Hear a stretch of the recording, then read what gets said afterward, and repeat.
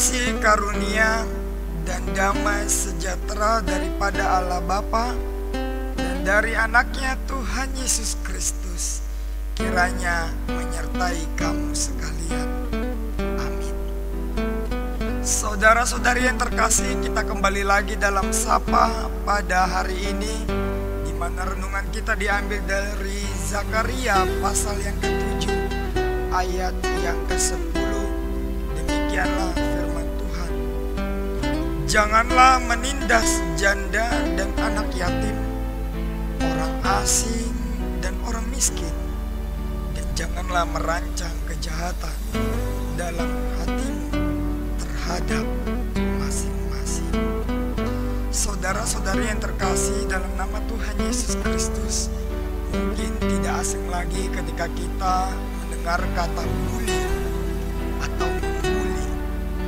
Membuli sering terjadi di masa-masa belakangan ini, di mana juga antara para siswa yang membuli temannya sendiri, bahkan siswa atau murid mampu dan sanggup membuli gurunya, atau sebaliknya, ada juga guru yang mampu juga sanggup melakukan pembulian kepada murid-muridnya.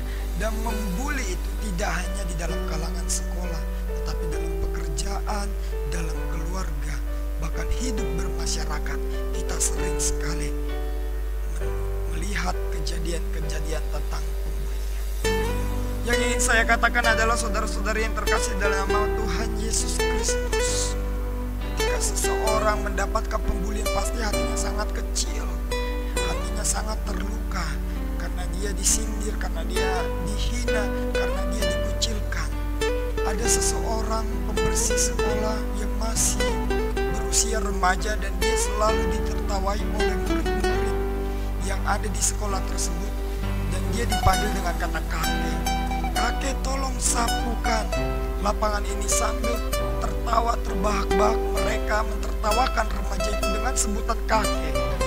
Siapa yang tidak kesal, siapa yang tidak sakit hatinya ketika masih muda, masih remaja, dia dipanggil dengan pembulian kakek, sebutan kakek, julukan kakek, dan dia disuruh dengan semena-mena oleh para murid yang ada di sekolah itu, meskipun sekalipun dia memiliki pekerjaan sebagai pembersih sekolah. Tapi apa yang membuat sikap respon daripada pembersih sekolah yang memang dihina, dijuluki seorang kakek, dia tetap melakukan pekerjaannya. Dia tidak memikirkan apapun yang mereka tertawakan, meskipun hasilnya hatinya sangat sakit, dan dia mendapatkan respon yang tidak baik daripada murid-murid tersebut. Kita lihat dia tetap bekerja dengan keras, dia juga menjalankan tanggung jawabnya dengan baik. Begitu juga lah yang ingin disinggung oleh firman Tuhan pada saat ini, bagaimana setiap orang harus menghargai profesi orang lain, keberadaan orang lain, status orang lain. Itu sebabnya tadi dikatakan janganlah kita menindas seseorang terhadap yang lain. Menindas, mungkin kita tidak sadar kita pernah menindas orang lain melalui ucapan kita, julukan kita kepada orang lain, hinaan dari diri kita kepada orang lain. Kita tidak sadar dengan julukan kita kepada orang lain itu kita sudah menindas karakter orang lain. Memang betul, secara pembunuhan kita tidak membunuh mereka, secara fisik kita tidak membunuh mereka, tapi dengan cara kita menghina mereka, mengucilkan orang lain, kita juga sama saja membunuh karakter orang lain. Dan itulah yang dinamakan dengan menindas. Dan inilah yang diajarkan oleh Zakaria ketika kita boleh melihat ayat-ayat sebelumnya. Zakaria 1 ayat 3 dikatakan bagaimana Tuhan itu berkenan melihat orang yang tidak menindas orang lain dibandingkan orang yang memang dia meletakkan persembahannya di altar di bait suci, tapi mereka menindas orang lain. Inilah sebuah perbandingan yang diperlihatkan Tuhan melalui Zakaria 1 ayat 3 ketika kita boleh membaca pasal-pasal sebelumnya. Lebih berkenan Tuhan melihat orang yang mau menghargai keberadaan orang lain daripada orang yang meletakkan, menyerahkan persembahannya dengan mewah, dengan banyak ke altar Tuhan, ke bait suci, tetapi mereka tetap saja menindas orang lain. Saudara-saudari yang terkasih dalam nama Tuhan Yesus Kristus, inilah peraturan yang diberikan Tuhan kepada orang Israel, di mana mereka tidak boleh menindas, tidak boleh menunjukkan kesombongan mereka, tidak boleh untuk mengucilkan orang lain. Ada peraturan yang sudah dibuat oleh Tuhan. Sama halnya ketika kita menjalankan peraturan di negara kita ini dibuat oleh pemerintah, itu ada tujuannya, saudara-saudari yang terkasih, supaya kita tidak mendapatkan celaka, supaya kita tidak mendapatkan bencana.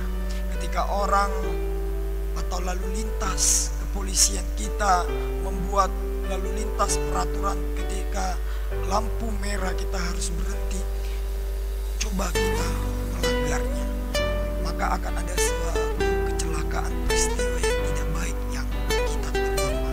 Itulah gunanya peraturan, saudara-saudari yang terkasih.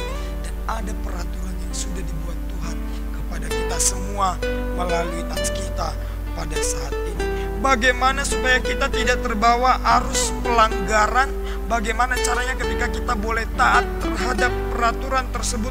Nats inilah yang memberikan jawaban praktis kepada kita, supaya kita tidak jatuh dan kita tidak membangkang kepada peraturan yang sudah dibuat oleh Tuhan. Di antaranya adalah yang pertama, kita harus mampu melaksanakan hukum yang benar. Taatilah perintah Tuhan. Yang kedua, tunjukkanlah kesetiaan dan kasih sayang kepada masing-masing. Jalin keharmonisan, jalin kekeluargaan dengan baik. Hargailah orang lain, hargailah profesi orang lain, hargailah sosial, status ekonomi orang lain, bahkan orang asing, bahkan orang miskin sekalipun, kita harus mampu menghargainya. Dan yang ketiga, janganlah merancang kejahatan dalam hati terhadap masing-masing.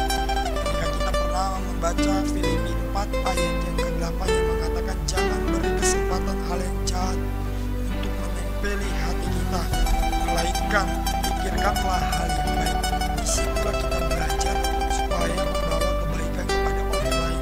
Dan inilah aturan-aturan yang sudah diberikan Tuhan kepada kita melalui Zakaria 7 ayat 10, supaya kita jangan menindas janda, jangan menindas anak yatim, jangan menindas orang asing, jangan menindas orang miskin, dan janganlah merancang kejahatan. Ketika kita boleh melakukan peraturan tersebut, yakinlah bahwa kita akan mendapatkan kebaikan dan kita tidak jatuh dalam kecelakaan. Tuhan memberkati kita semua. Amin. Kita bersatu di dalam doa. Kembali kami mengucap syukur Tuhan atas kebaikan-Mu yang boleh kami rasakan pada saat ini. Ajarlah kami Tuhan melalui firman-Mu pada saat ini Tuhan, agar kami mampu menghargai sesama kami, supaya kami tidak memiliki sifat untuk menindas orang lain. Ajarlah kami Tuhan untuk selalu menghargai keberadaan orang lain Tuhan, sehingga kami boleh mengasihi, hidup saling mengasihi yang hanya daripada-Mu Tuhan. Ajarlah kami Tuhan untuk selalu taat akan perintah-Mu, sehingga kami tidak jatuh di dalam pelanggaran, sehingga kami tidak jatuh dalam celaka. Bimbinglah kami Tuhan menjadi anak-anak-Mu yang setia, anak-Mu yang taat, terlebih Tuhan yang sudah diberikan oleh pemerintah kami Tuhan. Ajarlah kami untuk semakin taat Tuhan, untuk mampu menjalankan segala perintah. Dan kami yakin Tuhan bahwa pemerintah pada saat ini itu adalah utusan yang hanya daripada-Mu, dan Engkau memberikan hikmat kebijaksanaan kepada mereka Tuhan, untuk mengatur tatanan warga jemaat Tuhan, masyarakat di tengah-tengah hidup berbangsa bernegara ini. Bapa yang baik, kami adalah manusia yang tidak luput dari dosa, tapi kami yakin dan percaya Engkau menghapuskan dosa-dosa kami, agar kami semakin layak menerima berkat. Terimalah doa dan permohonan kami hanya di dalam anak-Mu Tuhan Yesus Kristus. Kami berdoa dan mengucap syukur.